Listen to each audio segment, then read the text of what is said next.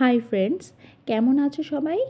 আজকে নতুন একটা ভিডিওতে সকলকে জানাই স্বাগত। আমরা মণি মন্দির, দুর্গা মন্দির এইসব দেখে চলে এলাম নেক্সট ডেস্টিনেশন, সেটা হচ্ছে তুলসী মন্দির। তুলসী মন্দির হচ্ছে তুলসীদাসের বাড়ি। তুলসীদাস কে বলো তো? তুলসীদাস ছিলেন রামচরিতমানস, যে বিখ্যাত সৃষ্টি, তার প্রণেতা। অর্থাৎ তুলসীদাস রামায়ণ, বাল্মীকি রামায়ণ যেটা সংস্কৃতে ছিল, সেই বাল্মীকি রামায়ণকে অবধীতে ট্রান্সলেট করেছিলেন। কথিত আছে তুলসীদাস সংকটমোচন হনুমান মন্দির যেটা আছে বেনারসে, সেই মন্দিরেরও প্রতিষ্ঠা করেছেন। তুলসীদাস হনুমান চালিসাও লিখেছেন। অ্যাকচুয়ালি উনি বিখ্যাত কিন্তু রামচরিতমানসের জন্যই। অ্যাকচুয়ালি তখনকার দিনে বেশিরভাগ মানুষ সংস্কৃত বুঝতে পারতো না, আর সংস্কৃত ছিল দেবভাষা।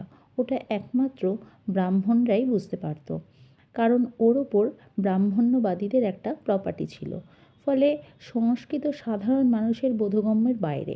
তো সেই জন্য উনি যখন অবধীতে এটাকে ট্রান্সলেট করেছেন, জনগণের মধ্যে রামায়ণকে ছড়িয়ে দিয়েছেন, তার জন্য কিন্তু ব্রাহ্মণ্যবাদীদের প্রকোপের মুখেও ওনাকে পড়তে হয়েছে।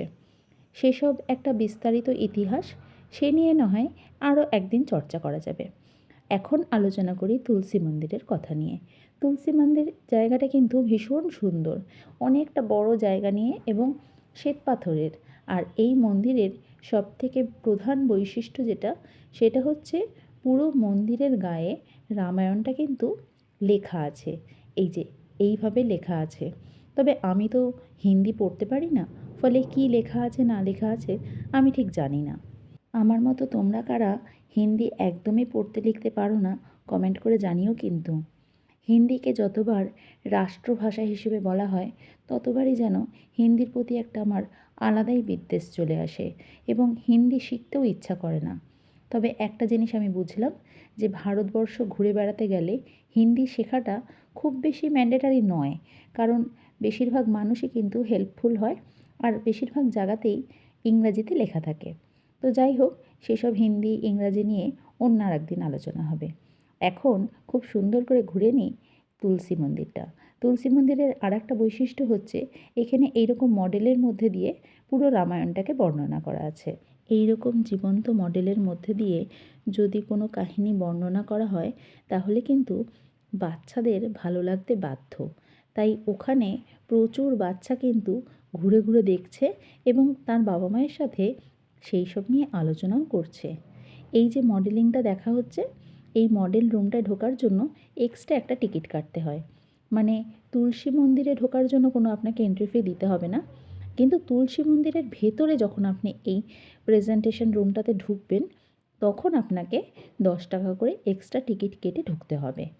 আর হ্যাঁ, এটা বলতে পারি, টিকিট কেটে ঢুকলে আপনি কিন্তু নিরাশ হবেন না, আপনার বেশ ভালো লাগবে। আমার তো খুব ভালো লেগেছে। তুলসী মন্দির ঘোরা হয়ে গেছে, এবার তুলসী মন্দির ঘুরে আমরা যাব রায়গড় ফোর্টে। রায়গড় ফোর্টটাও কিন্তু ভীষণ সুন্দর। চলুন তাহলে ঘুরে নিই রায়গড় ফোর্ট। ভিডিওগুলো কেমন লাগছে অবশ্যই কমেন্ট করে জানাবেন। আজকের মতো ভিডিওটা এখানেই শেষ করছি। দেখা হবে খুব তাড়াতাড়ি নতুন একটা ব্লগে। বাই।